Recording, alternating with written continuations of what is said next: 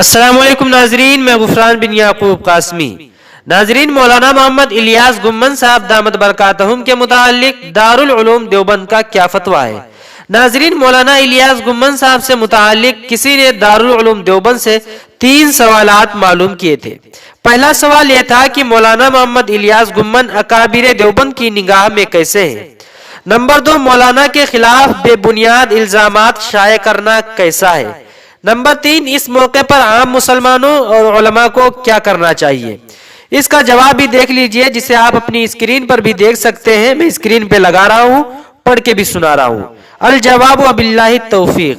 Number 1، جو آپ نے سوال کیا ہے کہ مولانا محمد الیاس گمن اکابر دیوبند کی نگاہ میں کیسے ہیں، اس کا جواب، ہمیں خبر متواتر کے ذریعے یہ بات پہنچی ہے کہ حضرت مولانا محمد الیاس صاحب گمن مسلک اہل سنت والجماعت کے صحیح ترجمان ہیں اور احناف دیوبند کے دفاع کے محاذ پر عالمی پیمانے پر فرقہ ضالہ کی تردید میں بہت نمایاں خدمت انجام دے رہے ہیں، اور ماشاءاللہ انہیں ساکت اور لاجواب کر دیا ہے۔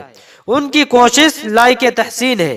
وہ اپنے اکابر دیوبند کے ساتھ وابستہ ہیں، یعنی حکیم محمد اختر صاحب، خلیفہ مجاز حضرت مولانا ابرار الحق صاحب ہردوئی رحمۃ اللہ علیہ، حضرت مولانا عبدالحفیظ صاحب مکی، خلیفہ مجاز شیخ الحدیث حضرت مولانا زکریا صاحب سے انہیں سلاسل اربع میں خلافت حاصل ہے۔ وہ قابل اعتماد عالم اور صاحب نسبت بزرگ ہیں۔ نمبر 2، دوسرا سوال جو آپ نے کیا، مولانا کے خلاف بے بنیاد الزامات شائع کرنا کیسا ہے، اس کا جواب بھی سنیے۔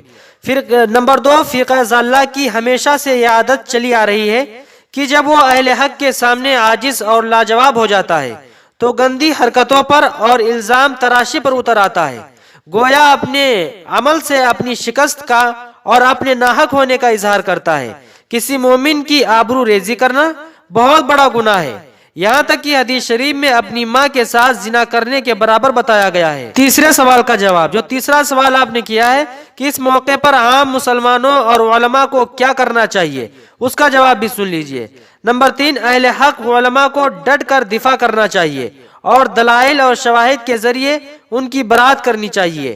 فقط واللہ عالم، حبیب الرحمن، صدر مفتی دارالعلوم دیوبند۔ ناظرین، حضرت مولانا محمد الیاس گمن صاحب دامت برکاتہم کے متعلق یہ رہا دارالعلوم دیوبند کا فتویٰ، جسے آپ اپنی اسکرین پر بھی دیکھ سکتے ہیں۔